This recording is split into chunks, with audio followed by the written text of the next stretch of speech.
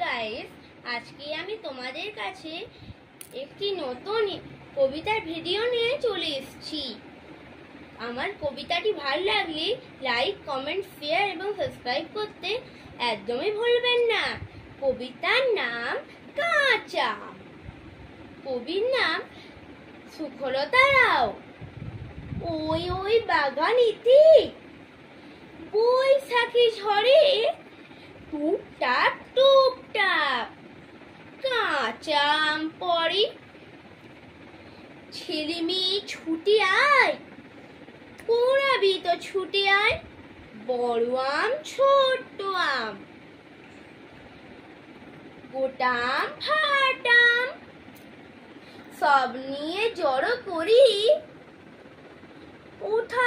উঠোনে ও ঘরে।